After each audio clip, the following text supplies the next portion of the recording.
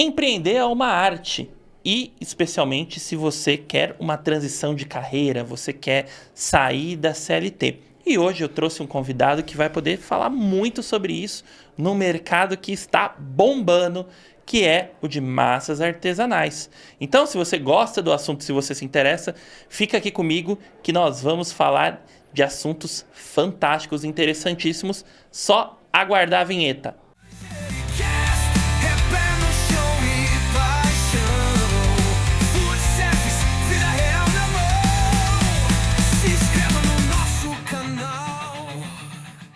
Bom dia, boa tarde, boa noite, por que não boa madrugada, seja bem-vindo ou bem-vinda ao Manjericast.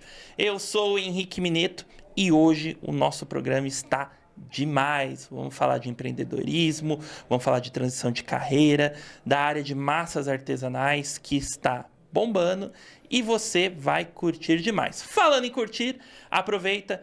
Curte aqui embaixo, deixa o seu like, o seu joinha. Deixa também um comentário, nem que seja um alô mesmo, para ajudar na relevância do nosso vídeo. E claro, se inscreve para que toda semana você consiga assistir conteúdos como esse. Lembra de ativar a notificação também para você sempre ser avisado. E sem mais enrolações, vou apresentar aqui o meu convidado, meu amigo, colega de jornada, Igor Lozano. Seja muito bem-vindo, irmão. Prazerzão, Henrique. Obrigado pelo convite, hein? Te receber. Obrigado. Eu espero que eu consiga atender tudo isso que você falou aí, todas essas skills. Consegue. Lógico que consegue, é o bichão mesmo, doido. Tá? Espero que sim, vamos lá. Vamos lá e vamos falar um pouquinho de tudo de massas, vamos falar um pouquinho desse mundo de massas artesanais, de empreendedorismo, até porque muito da galera que assiste aqui é aquela galera que quer sair do CLT, que já tá cansada mesmo, né? E acho que foi um pouquinho do que aconteceu com você, né? Conta um pouquinho pra gente. Cara, vamos lá. Na verdade, assim, eu sempre quis, né? Sempre tive essa veia empreendedora. Eu sempre busquei, já vendi camisa, já vendi iPhone, já tive agência de publicidade também. Então, eu sempre busquei empreender. Mas não foi exatamente eu larguei a CLT e fui empreender. Na verdade, a CLT me largou e aí eu fui empreender. Foi mais ou menos assim. Então, é uma jornada bem complicada, assim, a princípio, porque você fica com esse receio de, querendo ou não, a CLT te dá uma segurança, né, de vida, de uma estabilidade. E quando você vai para empreender, você já não tem mais essa estabilidade, né? Então, é algo bem complicado, mas é um desafio que eu aceitei. Como eu falei, eu já vendi camiseta, já vendi iPhone, já tive agência, e todas elas eu parei e fiquei, e se eu tivesse continuado? E aí, nessa última, eu falei, pô, não, eu não vou parar nesse e se. Eu vou continuar. Se não der certo, beleza, mas eu não vou depois deitar com a cabeça no travesseiro e falar, puta, e se eu tivesse continuado?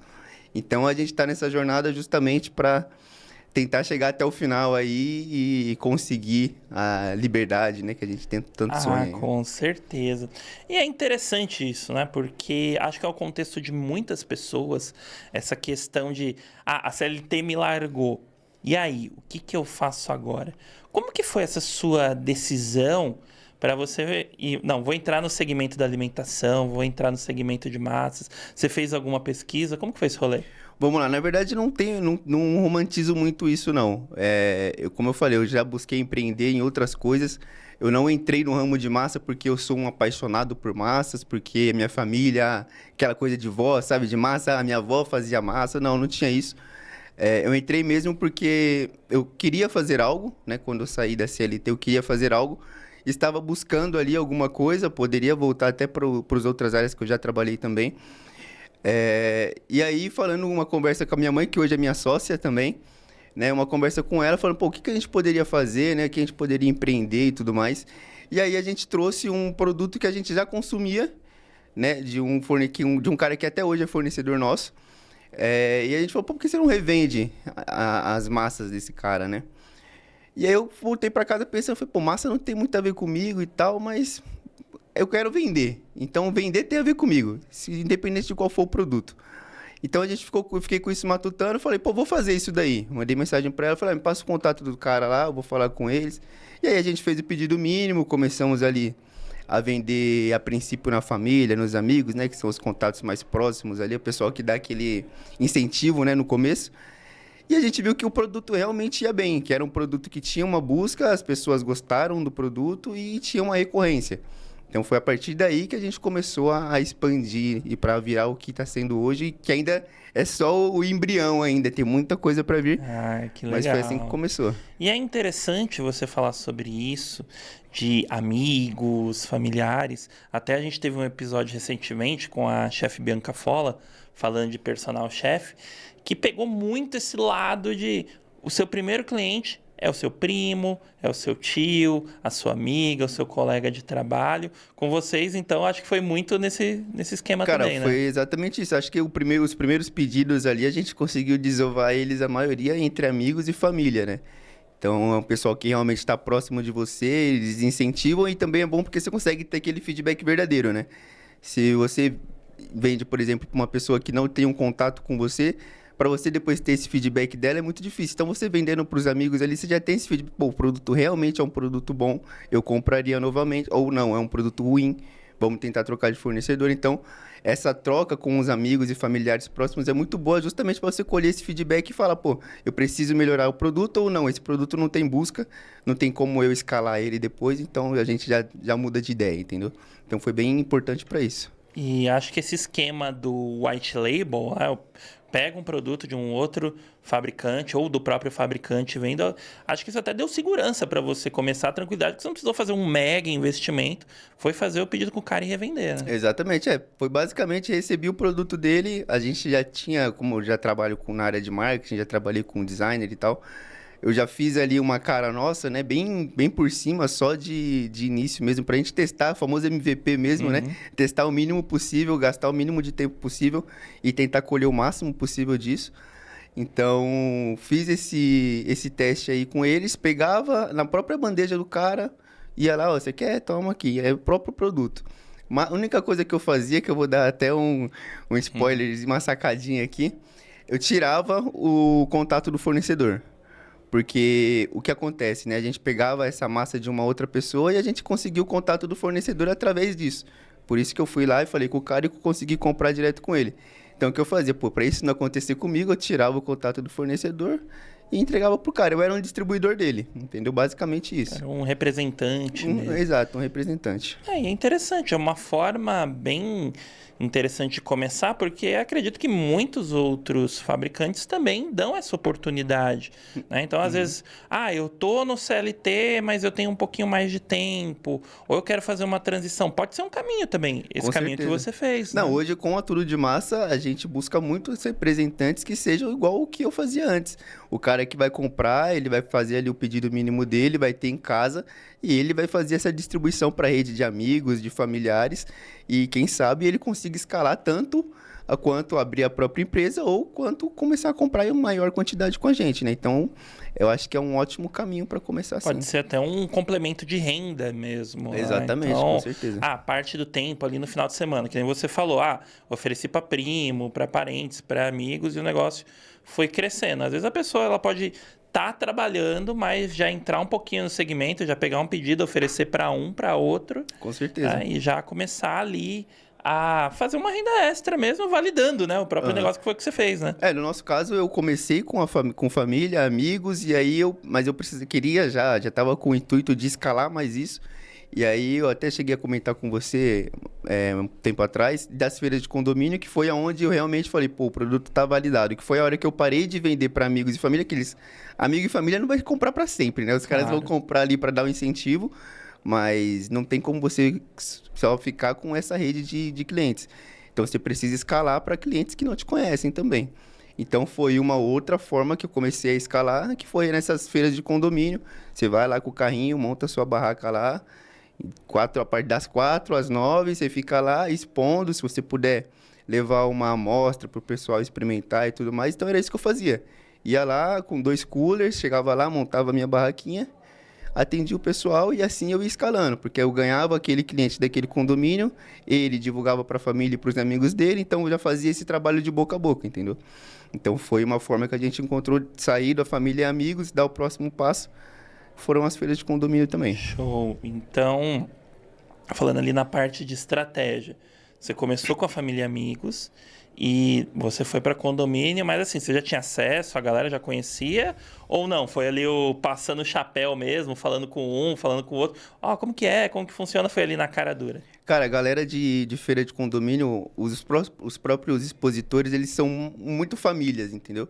Você chega lá, você vai montar a sua barraca, tem um cara, por exemplo, o cara do pastel, normalmente é um cara que já tá há muito tempo nessa área, né? Então, esses caras, o pessoal mesmo das barracas já fazem esse networking pra você. Fala, pô, eu faço feira, sei lá, eu tô na Zona Sul. Ah, eu faço uma feira lá na Zona Leste. Dá pra você ir? A princípio, pra mim, tava todas, né? Fiz feira até, eu sou da Zona Sul de Interlagos. Eu fazia feira até em Alphaville, Barueri. Nossa. Então, tipo, tava em todo lugar possível. Mas a própria galera ali já indica, ó, esse organizador aqui faz feira perto de você. Esse organizador aqui, a feira não é tão perto, mas é boa. Então, com a própria galera ali das barracas, você já consegue começar a montar uma carteira ali de fornecedores de feira, entendeu? Muito Tanto legal. que até hoje eu recebo ainda muitas pessoas me chamando para ir para feira. Eu não consigo mais atender as feiras. Tento ainda colocar alguns parceiros que eu tenho. Mas até hoje o pessoal procura, porque depois que você começou a fazer, a pessoa confia no seu trabalho, aí começa a aparecer de monte, entendeu? Então é basicamente começar. Entrou na primeira, com certeza ali o pessoal em volta vai ajudar a escalar isso daí. Então, falando especificamente de massa artesanal, você até falou aí da procura até hoje. Então, quer dizer, é um baita de um potencial, né? O que você tem sentido aí ao longo desse tempo que você está operando?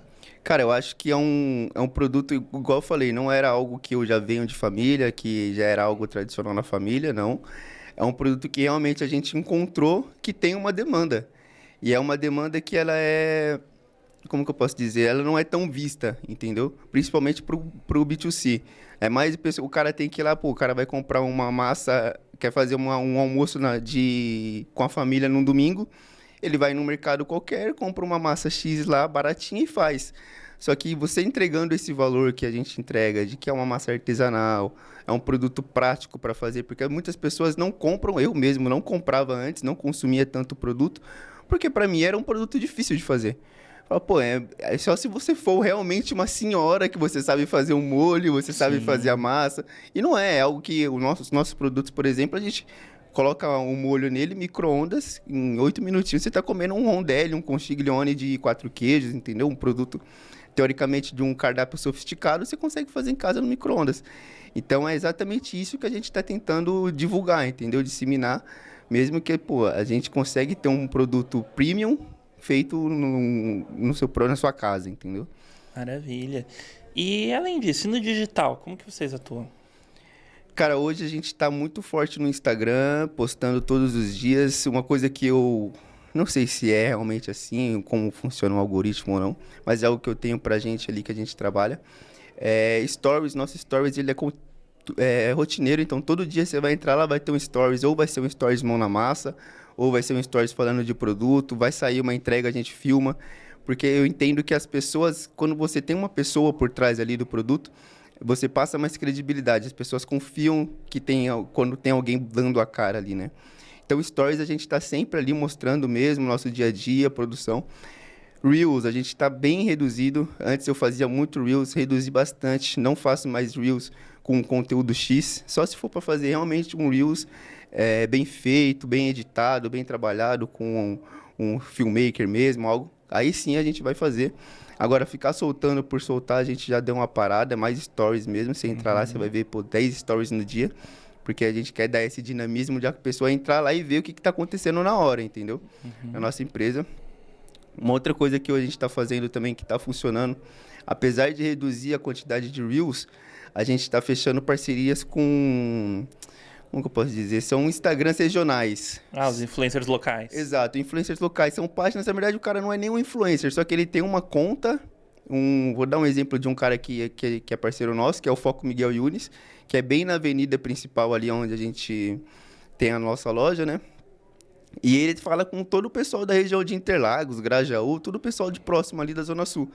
Então a gente fecha uma parceria com ele, às vezes um Reels que a gente já soltou, não sei, há 2 meses atrás. A gente só faz a parceria, solta com ele e esse Reels traz um resultado gigante pra gente. Mais do que um impulsionamento, por exemplo.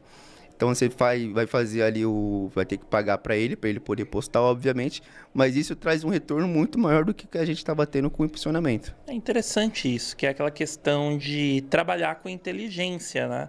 Não tem muita gente que confunde, né? Ação com movimento e pressa com correria.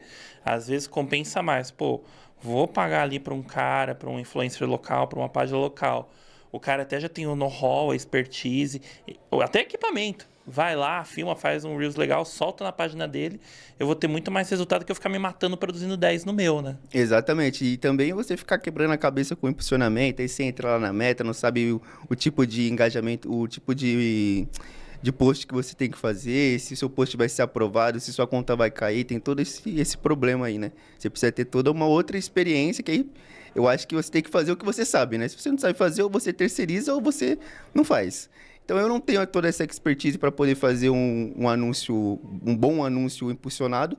E aí a gente encontrou essa outra forma de aproveitar os caras que já sabem fazer isso, que já têm um público, até porque o nosso produto ele é congelado, então nossa entrega ele é um pouco restrita ainda, né? A gente não tem uma logística muito abrangente.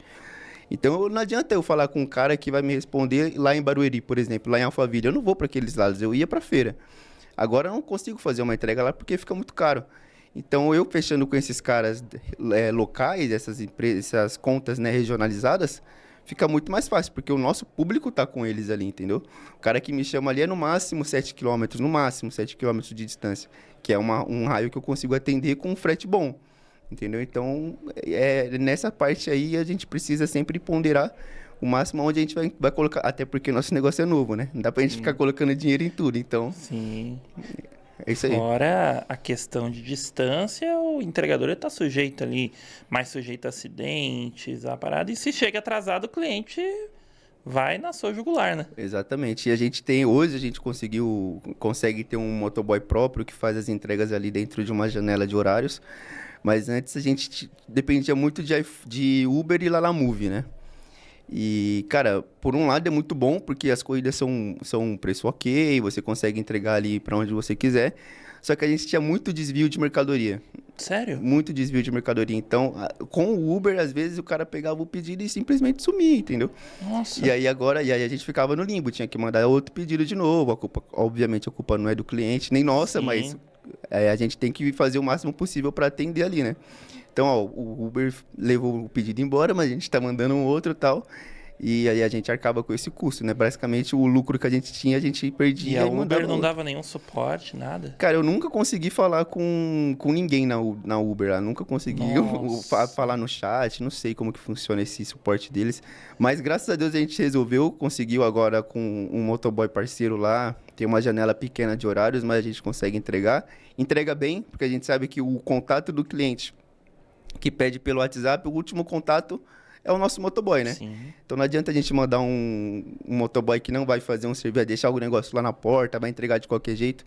Vai jogar pela janela que não da Shopee, né? Tipo, porque o cara não vai ter a experiência completa, né? A gente faz o máximo de atendimento possível ali, com o máximo de cuidado para ter um produto bom, um atendimento bom. Se na ponta o produto não chegar bom, não adianta, né? Perfeito. Todo o restante da cadeia vai embora. Perfeito. E você entrou aí nesse terreno da parte de pessoal. Hoje, então, vocês estão com um distribuidor, mas vocês produzem também?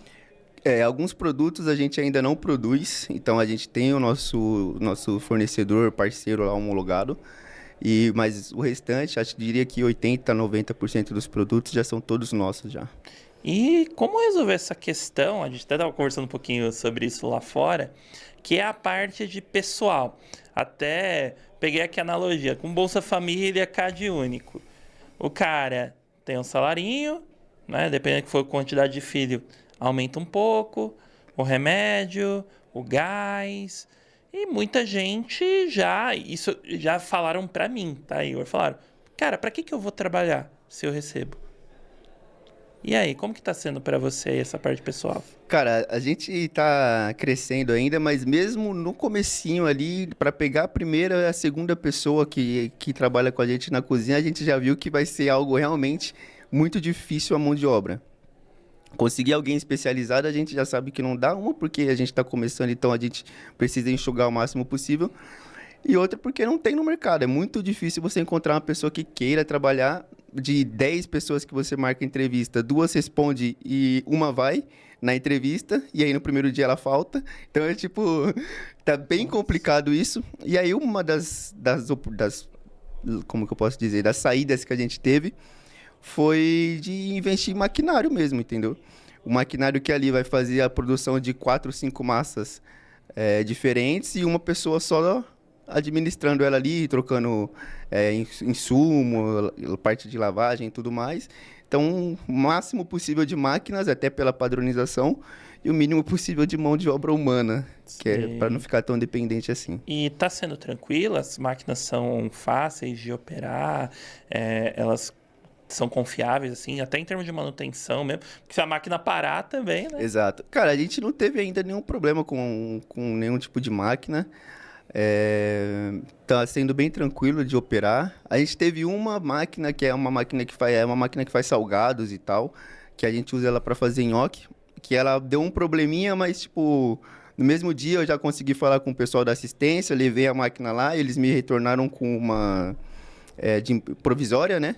Enquanto eles legal. arrumavam a minha, eu fiquei com uma provisória lá, até porque eu levei um dia, a gente tinha produção de nhoque no dia seguinte. E aí eu já voltei, a gente conseguiu produzir com a máquina provisória deles mesmo, depois eles foram lá, fizeram todo o trâmite para trocar de volta. Então acho que se você comprar de um lugar uma máquina nova, né, a princípio, se puder, uma máquina nova, e ir diretamente na loja, sem ser de segunda mão, você tem essas garantias, esse suporte por trás, né? A máquina quebrar, você consegue, minha máquina deu um probleminha aqui, ou o cara vai mandar outra, ou você leva lá e ele arruma, enfim. Você tem esse suporte por trás. Isso ajuda muito, tá? E uma outra coisa, também chegando nessa parte de pessoal. Você falou que sua mãe é sua sócia. E aí, como que é trabalhar com a família? Eu já trabalhei com meu pai. E geralmente, quando você trabalha com família, seu salário fica por último, você é o que toma mais bronca. Enfim, é só Jesus na causa. Como que é pra você? A Tudo de Mato então é uma empresa familiar, né? É uma empresa familiar. Ela já começou como uma empresa familiar, né? Porque, igual eu falei no começo lá, foi algo que surgiu uma ideia dos dois ali. Cara, tá sendo bem tranquilo. Não estamos tendo nenhum tipo de atrito. Eu pensei que seria mais difícil e tal, até pra... rola uma hierarquia na família, né? Claro. Então, seu posicionamento, ele nem sempre é superior ao da sua mãe, por exemplo. Sim. Então, eu achei que poderia ter algum atrito com isso, mas não temos. Realmente, o que é melhor para a empresa, o que é melhor para os dois ali, a gente consegue ponderar bem e ser bem neutro nisso. A gente dividiu bem as coisas. A princípio, todo mundo fazia tudo, né? Aí agora, com a escala, como a gente está começando a deixar mais profissional, novos processos e tudo mais, conseguimos separar bem. Então, ela cuida mais da parte de produção mesmo.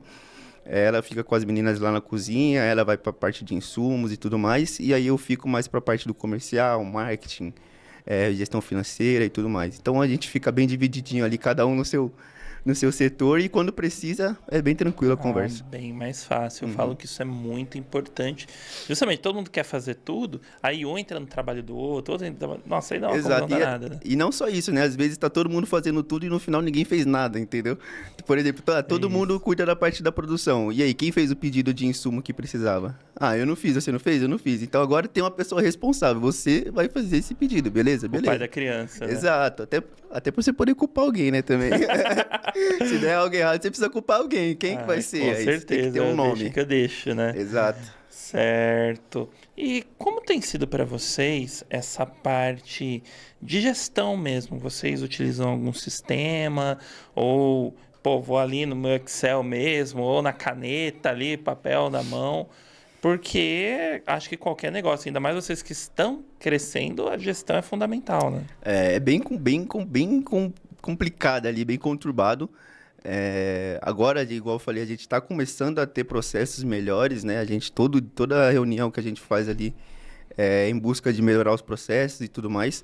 Mas eu uso desde o começo porque eu senti uma necessidade de gerenciar o estoque, né? Principalmente como eu comprava e revendia, eu ia para a feira, aí eu não sabia quanto eu tinha vendido, o que eu precisava repor. Então, desde o começo, eu já peguei uma plataforma que já fazia isso, eu já conseguia lançar pelo menos as vendas ali. É uma plataforma bem completa mas você pode ir pagando os upgrades, né? Então eu tô no plano Pro ali, que é o mínimo possível, só para eu usar realmente o gerenciamento de estoque, lançar vendas, que aí eu consigo ver quanto que vendeu por período e tudo mais, isso daí me ajuda muito. E aí o restante é tudo no Excel, velho. Tem um Excel bem automatizado lá, de entrada, saída, e monta DRE. Então tá bem completo. Se você olhar, é uma boa de uma estrutura já. O problema maior é o tempo para poder deixar ela bem redonda, entendeu? Eu falo até para os meus alunos, para as pessoas, eu falo que se você tem um Excel bem feito, você não precisa de sistema. Exato. Porque sistema você fica atrelado, paga caro, um sistema cai. Eu estava até comentando num outro episódio, o do Adair, da hamburgueria, vai aparecer aqui em cima, ou aqui em cima, ou algum lado aqui. Tava falando, se o iFood cai, o cara só tá no iFood, ó. Sim. Coisa que eu vejo direto. O sistema de pagamento do iFood cai. Aí o cara precisa receber, não consegue receber no dia, não consegue comprar insumo. Tem que fechar. Pois é, hoje o nosso atendimento ele é totalmente pelo WhatsApp. A gente faz venda no iFood, mas por ser um produto congelado, eu acho que não engrena muito. Eu também não tenho muito foco do iFood, então nosso foco ali é Instagram para trazer cliente e o WhatsApp para atender. Então hoje eu consigo, não sei se você já viu o WhatsApp, que você consegue montar o catálogo lá. O cara monta todo o carrinho por lá. Saiu agora uma atualização nova que até o pagamento por cartão de crédito ele consegue fazer direto no WhatsApp. Isso ainda não engrenou muito pra gente, apesar de eu já ter. Não engrenou muito, mas aí eu gero o link de pagamento ali, mando o nosso Pix também, resolve. Então, e falando sobre o Excel, cara, eu consegui agora um Excelzinho aí, daqueles bem didáticos, sabe? Que monta dashboard, que monta o DRE. Você só praticamente faz os lançamentos ali e consegue acompanhar a empresa no geral. Até para você ter uma previsibilidade do futuro, né? Do que você quer fazer. Pô, quero comprar uma máquina nova. Quanto eu preciso ali, quanto tempo e tal.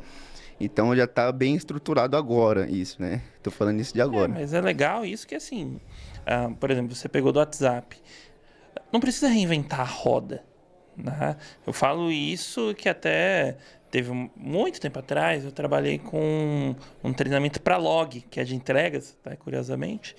E o cara falou, pra que eu vou criar comunicador, Messenger, se eu já tenho o melhor comunicador do mundo na minha mão de graça? Que todo mundo tem no celular, né? Todo mundo tem, não tem o risco de instalar, não funcionou, a mensagem não chegou. Cara, por que eu vou trabalhar minha equipe para montar, desenvolver o negócio? Vai dar bug, vai dar problema. Se eu tenho o Google que já fez isso, faz isso todos os dias, tem o WhatsApp lá na minha mão. Exatamente. E para você, eu acredito que funciona muito bem, né? Exatamente. Pra gente, o pessoal até elogia o atendimento porque consegue ficar muito rápido ali, né? A pessoa, se ela quiser mandar um oi, me manda o catálogo, a gente vai responder oi e manda o catálogo para ela. Se ela não quiser, ela só entra, monta o catálogo dela e manda o pedido. Só manda o carrinho e manda o pedido, entendeu? Eu falo até que a gente está desenvolvendo um atendimento híbrido, que ele não é nem 100% automatizado e nem 100% humanizado. A gente tem ali o que precisa na parte automatizada, o cara consegue mandar o carrinho, fazer o pagamento e tudo mais, mas o restante da conversa precisa ter alguém ali, Sem que é o dúvidas. que também é um diferencial, porque você consegue ter uma atenção maior para o seu cliente, né? Você consegue falar, às vezes o cara, eu preciso disso daqui 11 horas da manhã, a gente não pode enrijecer e falar, não, nossa entrega é só 3. Não, tudo bem, você precisa 11 horas da manhã, a gente vai jogar o seu pedido para 11 horas da manhã. Então, se fosse só automatizado, o robô ia falar, não dá, não dá, não dá. E aí a pessoa vai falar, pô, sai fora. Aí lá não, a gente vai fazendo esse atendimento ali com a pessoa, até para ficar mais próximo do cliente mesmo, né? Que é um produto que traz isso, né? Família e tudo mais. Que a pessoa vai comer uma massa ali em família, é algo que é celebrativo, né? A pessoa está celebrando algo. Então é legal ter essa proximidade humana no atendimento, né? Com certeza. E vamos lá, falando de produto, já vou abrir aqui uma aspas. A gente está gravando aqui no estúdio, mas está tendo um evento do lado de fora. Não esquente se sair algum ruidinho, alguém gritando, ter uma voadora lá fora. Tá tudo dentro da normalidade. Mas vamos lá. Falando de produto, você falou muito desse lado personalizado, achei interessante. Como que vocês criam os produtos de vocês? Sei que tem o fornecedor, então imagino que já tem um catálogo, mas vocês também estão produzindo. Como que é esse processo? Tive uma ideia, vou fazer aqui um nhoque de banana da terra. Nossa, chutei longe. Uhum. Mas é bom, eu já fiz. Como que vocês fazem isso? Vocês fazem uma pesquisa, os clientes dão dicas do que eles querem? Como que funciona? Cara, hoje a gente tem uma cartela, né? Um mix de produto que ele é bem básico. Então, não tem, a gente não, o que você falou, a gente não tenta não inventar a roda. A gente tem ali os tradicionais que a pessoa pode escolher e a gente não vai ter dor de cabeça com isso, de deixar o produto encalhado, por exemplo. Imagina que eu faço um nhoque de banana da terra e só você compra, por exemplo. Aí é ruim. Não adianta, né? Então, a gente tem um mix que ele é bem tradicional, mas, por exemplo, agora para Páscoa a gente fez o de bacalhau com azeitona preta, que era um ravioli de bacalhau com azeitona preta. Nossa. Aí não teve muito mistério. A gente trouxe o tradicional, né? Que é você comer ali o bacalhau durante o período de Páscoa. E colocamos na massa. Experimentamos, vimos que era bom. Eu tenho um contato com outros donos de empresas de massa e tudo mais. Que já fizeram também, falaram que era bom e tudo mais. E eu falei, pô, então acho que é um caminho legal. Aí a gente vai. Então tem uma pequena pesquisa assim. Vejo com outras pessoas que já produzem, como que é, se tem saída e tal. Pego até dicas de produção, né, se precisar. E aí a gente põe para rodar. Faz uns testes antes, né, igual eu te falei no começo. O bacalhau, o primeiro teste dele, super salgado. Se a gente vendesse daquele jeito, pô, não ia dar certo. Mas a gente acertou ele depois e só elogios. Então, a gente faz ali uma degustação prévia. Ficou bom, gostamos, para rodar e... O erro é didático, né? O erro ensina. Exatamente. Show, muito bom. E deixa eu te perguntar uma outra coisa. Ainda voltando um pouco para esse lado de cliente, porque você está na Zona Sul. E você está numa região, aqui a gente fala com todo mundo, Brasil, mundo, planeta Terra e outros universos, mas é uma região que ela é bem diversa, né? De um lado, eu tenho até uma galera mais alto padrão, uma galera ali com grana, pega ali Marajoara, Rua Sócrates, mas ao mesmo lado, é o mesmo raio, né? Você falou 6, 7 quilômetros. No mesmo raio, indo pro outro lado, eu já tô na perifa, eu já tô na quebrada. Como que você tem percebido isso e entra aí até o rolê da precificação aí, né? Pra você conseguir contemplar essa galera toda, né? Como você tem percebido isso? Vamos lá. Cara, eu achava que realmente, como eu te falei, não era um produto que a gente já tinha um domínio dele antes de começar a empresa. Foi algo que a gente foi aprendendo junto com o desenrolar da empresa mesmo, né? Então, para mim, eu tinha na minha cabeça que era um produto elitizado. Porque eu mesmo não comprava também, né? Então eu falava, pô, isso é um produto elitizado, o cara vai comer de descendência italiana. Não é uma pessoa da periferia que vai comprar. E eu com os pedidos saindo, eu comecei a observar que não. Na verdade, pô, o cara... não quero colocar nomes aqui, mas o cara do extremo do Grajaú, ele compra igual o cara que tá lá do lado do Marajoara. É de igual, entendeu? Não tem essa diferenciação de classes, não. Eu pensei também que isso ia rolar.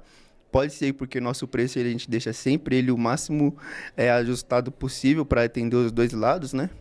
Mas não tenho esse problema. Eu te perguntei isso, que às vezes pode até parecer um pouco até de preconceito, mas não, né? E eu tenho notado que a galera da quebrada, eu falo isso, pô, morei na quebrada, é o famoso da ponte pra lá, dos Racionais, eu morei da ponte pra lá, a galera às vezes consome até mais. Seja porque quer fazer algo melhor, ou seja porque... pelo volume populacional mesmo, tem muito mais gente lá e realmente tem esse movimento, né? Você percebe isso também? Sim, e se você consegue entregar um produto que é um produto de qualidade, que eles vão ver que é um produto, porque a periferia quer comer um produto de qualidade, óbvio, Com né? certeza. Todos querem. Então, se você está entregando um produto de qualidade, um produto com preço acessível e ainda mais com a praticidade, que é o que a gente busca, porque é isso, o cara ele não está fazendo o home office dele, né? A mulher ela não está fazendo o home office dela, ele chega e tem que preparar a janta ainda para as crianças. Então, o mais rápido possível, melhor. Se for um produto de qualidade e um produto prático, não tem por que restringir, entendeu? Não comprar. Então, se a gente consegue entregar isso daí pro cara, todos esses benefícios, independente da classe, a gente consegue entrar ali. Show! E a gente falou muito aqui do B2C, né? Da venda para o cliente final, mas e restaurante? Vocês atendem também? Você já teve algum feedback? Cara, como tá sendo? A gente atende restaurante, a gente está atendendo bufês também de eventos, né?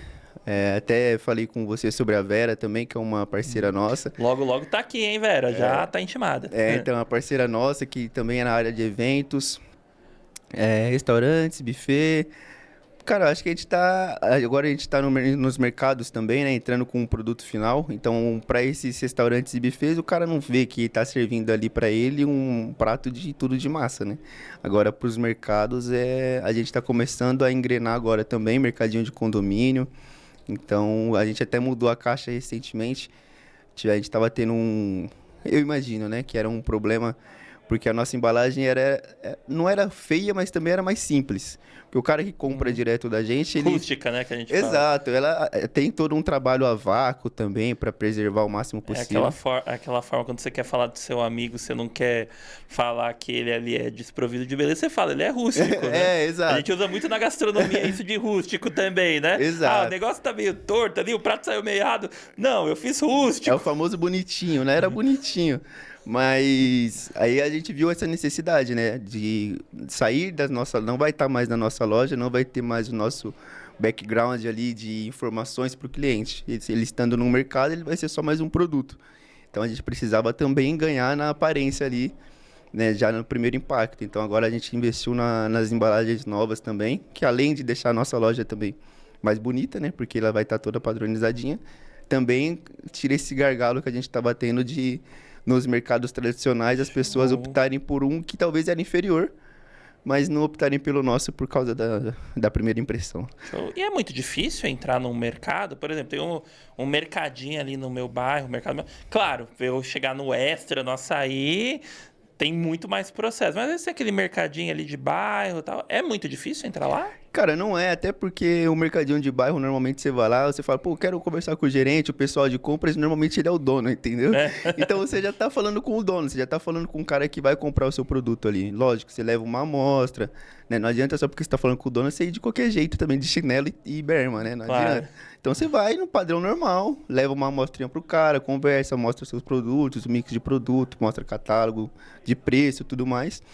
Não tem muitos problemas com isso, não. Se for um mercadinho mais de bairro mesmo, né? Mais regional ali. Agora, para mercados grandes, eu ainda não consegui nenhum tipo de contato. Não, aí é mais complexo mesmo. Exato. Mas eu pergunto isso até para quem muitas vezes quer começar, para quem tá com uma ideia, seja não só de massas, mas às vezes de uma outra área. Às vezes tem um mercadinho ali do lado, não custa nada chegar e falar, posso falar com o gerente, com o dono? Sim. E geralmente são acessíveis também. A princípio, eu acho que o que eu tinha como importante é você entregar seu produto, as pessoas verem um produto. Então, independente de como vai ser. O que eu quero dizer com isso? A gente até hoje tem um parceiro nosso que a gente deixa ele no consignado. Entendeu? A gente deixa lá porque o cara vira um ponto de venda nosso. Isso é importante porque ele está atendendo novos clientes. E aí esses novos clientes viram nossos novos clientes também. Entendeu? Então, se você não... O cara, pô, não quero comprar, não sei o quê.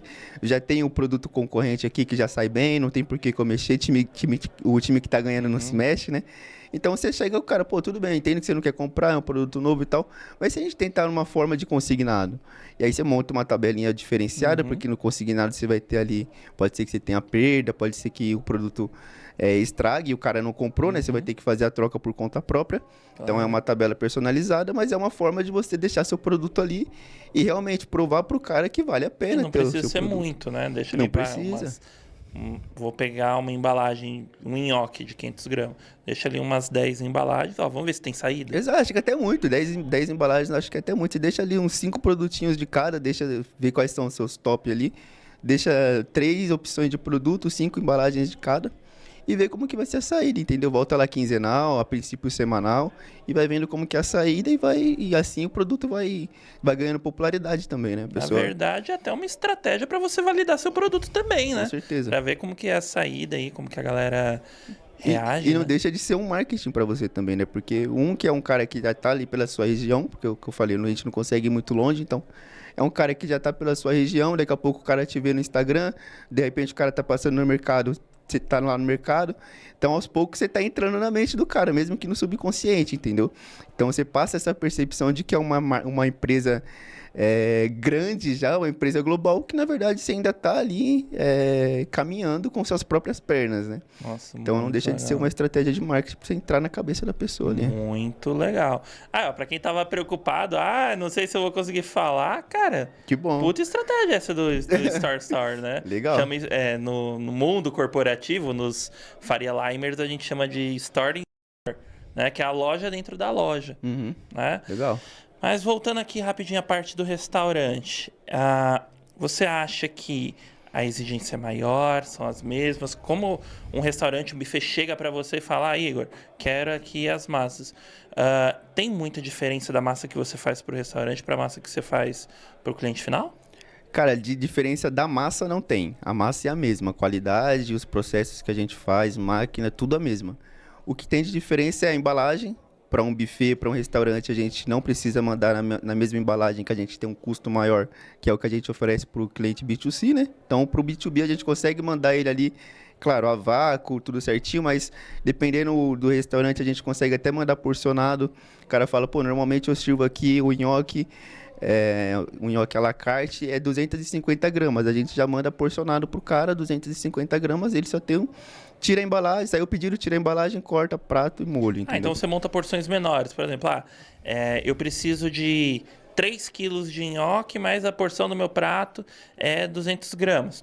Números aleatórios. Então você já manda tudo porcionadinho para ele, o cara só tirar, pimba, prato. Tanto para eles quanto para evento. Se a menina do evento também falar, a gente vai precisar dele porcionado, a gente manda eles porcionados. Então essa é a diferença entre o B2B e o B2C ali é essa. Não, e é interessante isso, Igor, porque essa parte de porcionamento, muito operador, ele perde tempo fazendo. Porque tem que tirar o funcionário. Claro, a massa é relativamente mais barata. Mas pega, por exemplo, ali uma parte de uma proteína.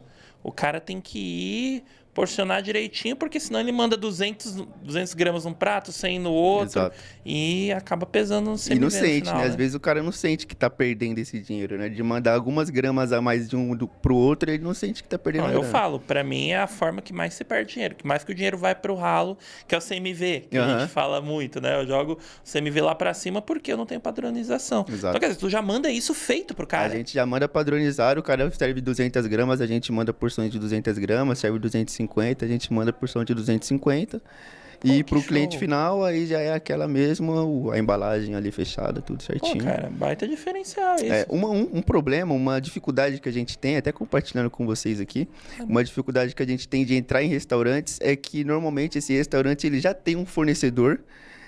Se for um restaurante ainda mais focado em massa, ele já tem um fornecedor que é fidelizado, né? Porque ele já sabe que aquele cara ali dá certo. Pra gente conseguir entrar nesse restaurante que já tem alguém que está fornecendo é muito difícil. Então eu prospectei alguns caras de massa que já tem um fornecedor de massa e é muito difícil de conseguir romper do cara, mesmo que seja um produto diferente para ele agregar no cardápio dele e tal, é bem complicado. Então essa linha de eventos é um pouco mais tranquila. E eu te falo, isso, até falando como professor agora, isso chega a ser até um erro. Por quê? Claro, eu tenho um fornecedor, ele é mais confiável, né? Já tô com ele há muito tempo. Só que, às vezes, esse cara tá me cobrando 50. Posso ter um outro fornecedor tão bom quanto que ele vai me cobrar 45. Eu já... R$2, pensando num prato, já pode fazer uma baita de uma diferença lá na frente. Então, uma coisa que eu sempre recomendo é testa. Sempre dá uma oportunidade, vai avaliando. Você não precisa trocar o seu cardápio inteiro, tirar o seu fornecedor de uma vez. Mas até grandes empresas fazem isso. Eu tenho aqui 80% do meu... Vamos pegar o nosso exemplo. 80% da minha carta de massas eu compro do fornecedor A. Só que 20% eu vou deixar em aberto para testar, porque às vezes eu consigo um fornecedor B mais em conta, e aí eu vou aumentando a participação dele aos poucos. Exato, e você não precisa...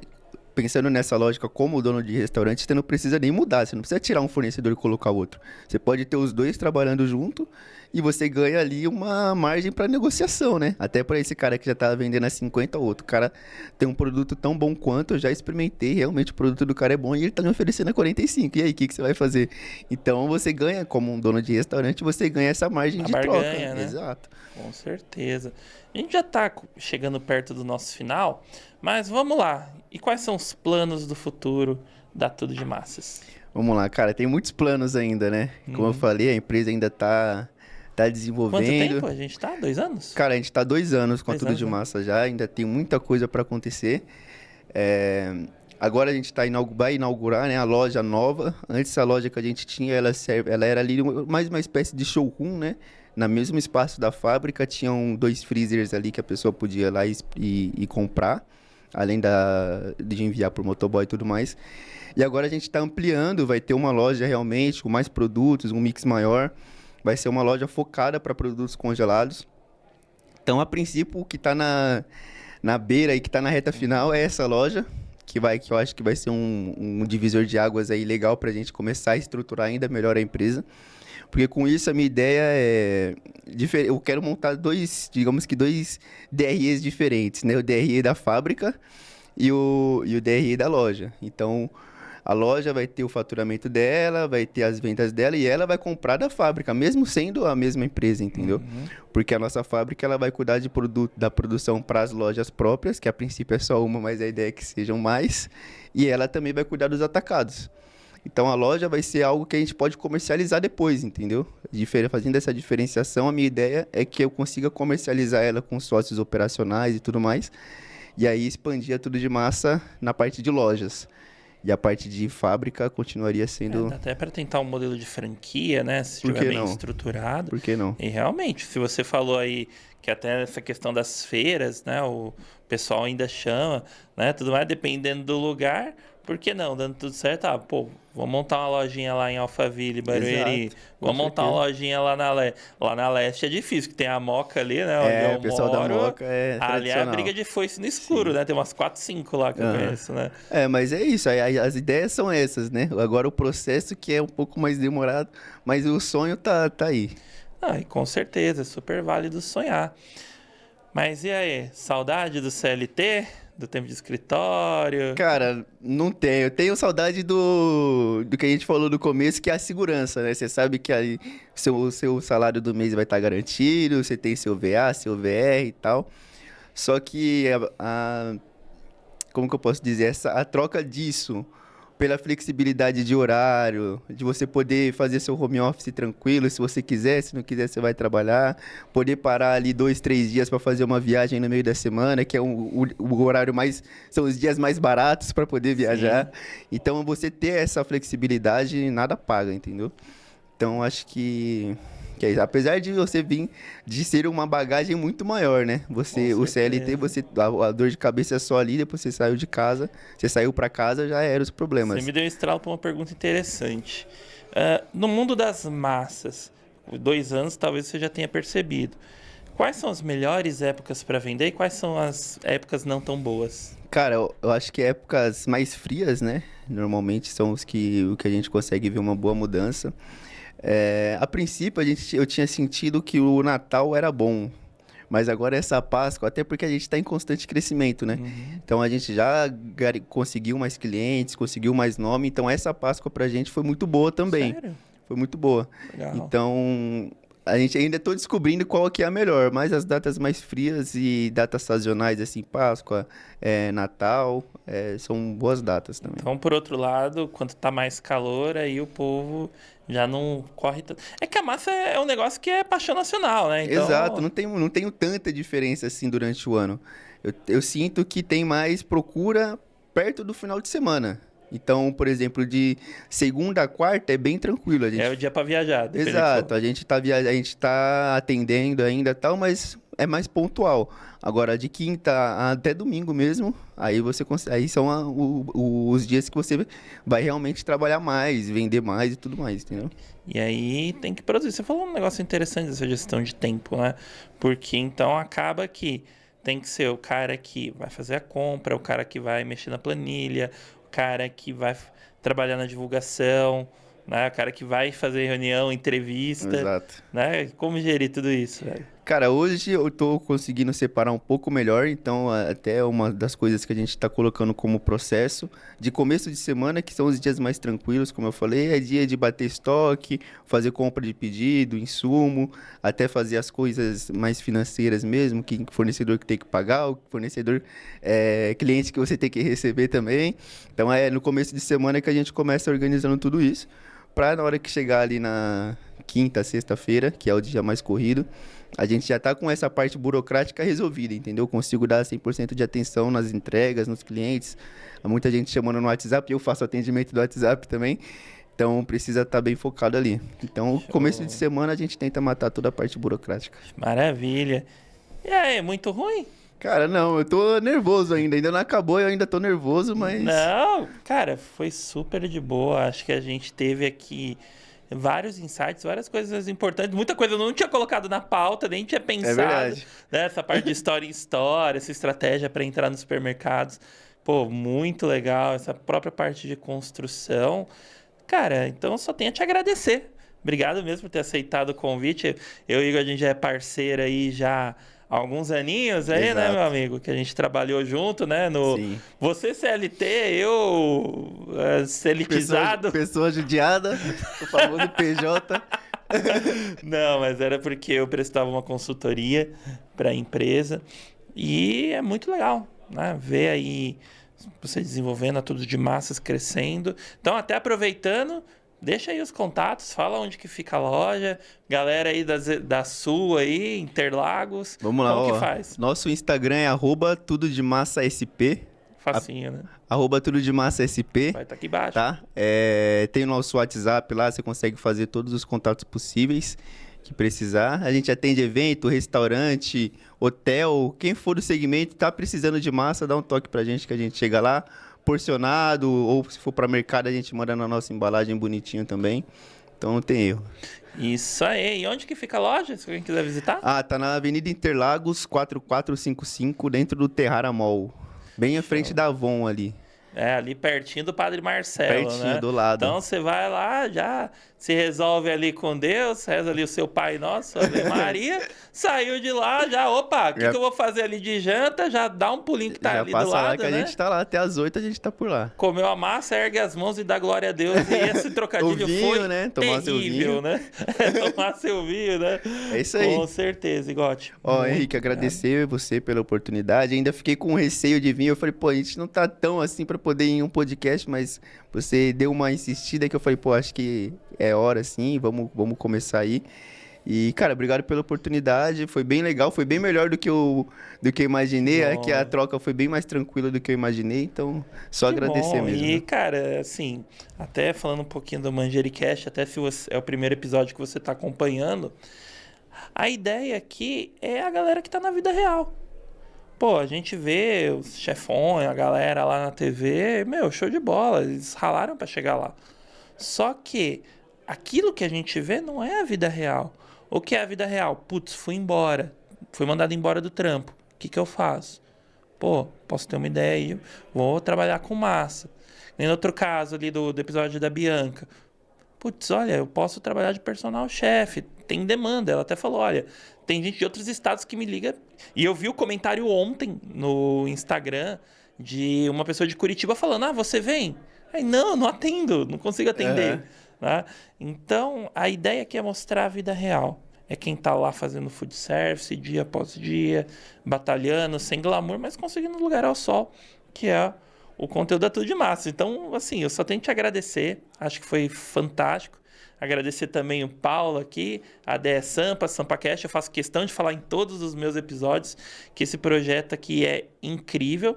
Inclusive, às vezes você quer montar um podcast também. Então, procura lá na internet, SampaCast. Né? Vai concorrer comigo dia 20 para agendar, porque é a briga de foice no escuro. É isso aí. Mas é isso, a gente disseminar conhecimento, disseminar aí boas práticas e com certeza acho que hoje a gente conseguiu um pouquinho disso. Que bom, obrigado. Beleza? Fico feliz, Então, hein? irmão, Valeu. Obrigado, seja muito bem-vindo. E aquele pedido de sempre para você, deixa o seu like, o seu joinha, isso nos ajuda demais. Deixa um comentário aqui embaixo, às vezes, curti o assunto, quero fazer também. Ou por que não? Quero ser um representante da Tudo de Massa, tô em uma região tal. Manda sua mensagem aqui embaixo, eu repasso para o Igor, eu boto vocês para conversar também, tá? E claro, se inscreve aqui no canal, isso nos ajuda a continuar sempre trazendo esses conteúdos relevantes, inspiradores, que é fundamental para o nosso segmento, tá? Também tem as nossas redes sociais, @Manjericast no Instagram, no TikTok, no Facebook, no Badu, no Orkut. Kawaii, no Kawaii. Não, Kawaii ainda não. Eu não vou... Tá bom, vai, eu falo. Cara, eu sou casado. Se eu instalo aquele Kawaii, Cara, eu vou derrubar o Family Friendly do YouTube, né? Mas ali as Ken, tempinho, Gá, fica aparecendo dançando lá. Teve um dia que eu baixei pra testar, minha esposa abriu, eu quase morri. Né? Então, Kawaii ainda não, deixa pra lá. TikTok, Instagram, tudo mais. Aí tá mais tranquilo. Então segue a gente aí. Vamos junto. Até semana que vem no próximo Manjericast. Valeu demais! Se inscreva